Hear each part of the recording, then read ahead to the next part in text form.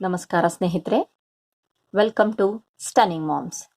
ಈ ದಿನ ನಾವು ಕನ್ನಡದ ಡ ಅಕ್ಷರದ ಗುಣಿತಾಕ್ಷರವನ್ನ ಕಲಿಯೋಣ ಅಥವಾ ಕಾಗುಣಿತವನ್ನ ಬರೆಯೋದನ್ನ ಕಲಿಯೋಣ.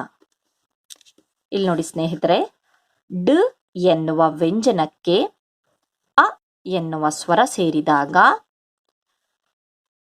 ಡ ಏನಾಗುತ್ತೆ? ಡ ಆಗುತ್ತದೆ. ಇದನ್ನ ಡ ತಲೆಕಟ್ಟು ಡ ಅಂತ ಹೇಳ್ತೀವಿ. ಡ ತಲೆಕಟ್ಟು ಡ. ಡ್ ಪ್ಲಸ್ ಆ ಅಂದರೆ ಡು ಅನ್ನುವ ಡ್ ಅನ್ನುವ ವ್ಯಂಜನಕ್ಕೆ ಆ ಎನ್ನುವ ಸ್ವರ ಸೇರಿದ್ರೆ ಡಾ. ಡ ತಲೆಕಟ್ಟಿನ ದೀರ್ಘ ಡಾ. ಡ ತಲೆಕಟ್ಟಿನ ದೀರ್ಘ ಡಾ. ಡ್ ಪ್ಲಸ್ ಇ ಡಿ. ಡಿ ಡಾಗುಡ್ಸುಯಿ ಡಿ. ಡ್ ಪ್ಲಸ್ ಇ ಡಿ. ಡಿ ಡಾಗುಡ್ಸಿನ ದೀರ್ಘ ಡಿ. ಡ್ ಪ್ಲಸ್ ಉ ಡು. ಡು ಡಾಕೊಂಬು ಡು. ಡ್ ಪ್ಲಸ್ ಉ ಡೂ. ಡೂ ಡಾ ಕೊಂಬಿನ ದೀರ್ಘ ಡೂ.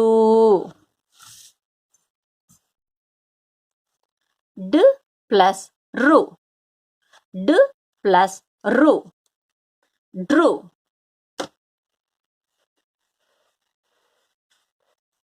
ಡ್ರು ಡಾ ಒಟ್ರು ಸುಳಿ ಡ್ರು. ಡ್ ಪ್ಲಸ್ ಎ ಡೇ. ಡೇ ಡಾ ಏತ್ವಾ ಡೇ. ಡ್ ಪ್ಲಸ್ ಎ ಡೇ. ಡಾ ಏತ್ವನ್ ದೀರ್ಘ ಡೇ.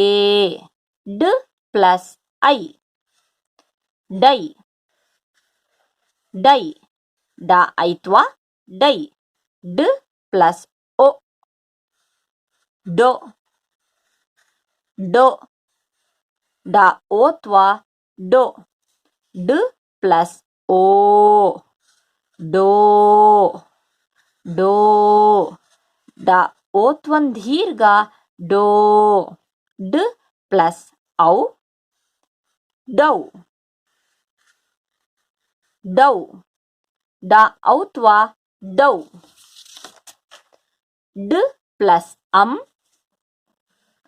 ಡಮ್. ಡಾಕೊಂದ್ ಸೊನ್ನೆ ಡಮ್. ಡ್ ಪ್ಲಸ್ ಅಹ ಡಹ. ಡಾಕೆರಡು ಸೊನ್ನೆ ಡಹ. ಧನ್ಯವಾದಗಳು ಸ್ನೇಹಿತರೆ.